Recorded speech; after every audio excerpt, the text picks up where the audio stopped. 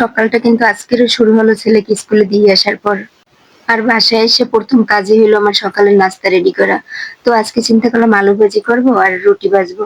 আর এদিকে দেখো আমার ছোট ছেলেও কিন্তু আলু ভাজি দিয়ে চুলায় দিয়েছি, অমনি উঠে গেছে সাথে সাথে। আলু ভাজিটা লো আঁচে রাইখা ছেলেকে আসলাম দাঁতটা ব্রাশ করে দিতে। মাঝে মাঝে কিন্তু দাঁতটা ব্রাশ করতে চায় না, একটা বায়না ধরে। আসলে ছোট মানুষ তো মুড সবসময় একরকম থাকে না। তো চেষ্টা করি প্রত্যেকদিনই ঘুম থেকে উঠে দাঁতটা ব্রাশ করানোর। আসলে হয় কি, এই অভ্যাসটা করালে ও যত বড় হবে ততই নিজে নিজে বুঝতে পারবে যে আমার সকালবেলা উঠেই প্রথমে ফ্রেশ হইতে হবে, দাঁত ব্রাশ করতে হবে।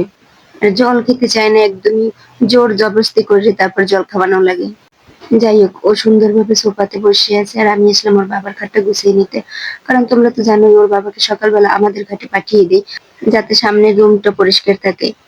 আর কালকের বিছানার চাদর পাল্টিয়েছিলাম, তো বিছানার চাদর, বালিশ, তারপর গামছা, ছোট ছেলের গেঞ্জি এগুলো শুকাইছে, চিন্তা করলাম এগুলো তুলে রাখি আর যা যা শুকায়নি উল্টে দেই।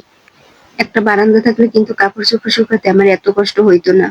এবার তোমরা বলতে পারো তাহলে একটা বারান্দাওয়ালা বাসা ভাড়া নিলেই তো পারো। আসলে সবকিছু সবসময় পারা যায় না। আমি যেহেতু বিয়ের পর থেকে এখানেই আছি, আর আমার নিজের বাসা না হওয়া পর্যন্ত তো এখান থেকে চলে যেতেও পারবো না। আর আমার যেহেতু শ্বশুর শাশুড়ি কেউই বেঁচে নেই, তোর বাবা যেখানেই থাকবো সেখানেই তো আমি থাকবো, তাই না? সে ছোটবেলা থেকে তার বোনের কাছে মানুষ, আর আমি বিয়ের পর থেকে এখানেই আছি। তাই আমি চাইলেই সবকিছু সম্ভব না।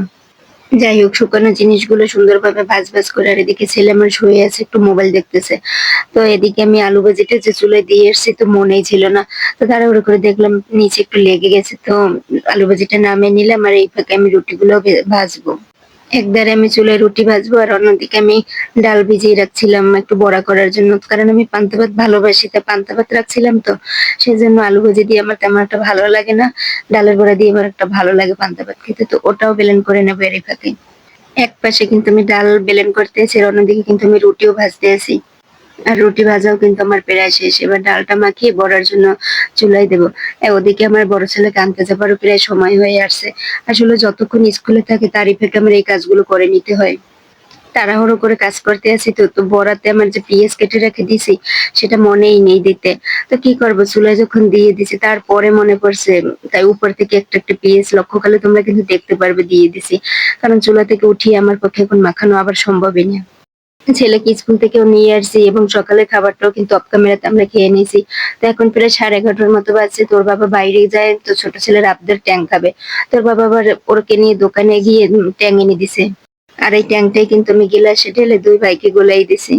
আসলে মাঝে মাঝে আমরা ট্যাং আনি এই জন্যই, ওরা তো জল খেতেই চায় না একদম, যদি এই ট্যাংয়ের মাধ্যমে একটু জল খাওয়ানো যায় সেই লক্ষ্য করে। আর বানানো শেষ হওয়ার সাথে সাথেই কিন্তু আমার বড় ছেলে এসে হাজির। আর তার দেখা দেখে কিন্তু ছোট ছেলেও বিছানা থেকে নামলো। আজকের ভিডিওটা এই পর্যন্তই, দেখা হবে আবার নতুন কোনো একটা ভিডিওতে। সেই পর্যন্ত তোমরা ভালো থেকো সবাই।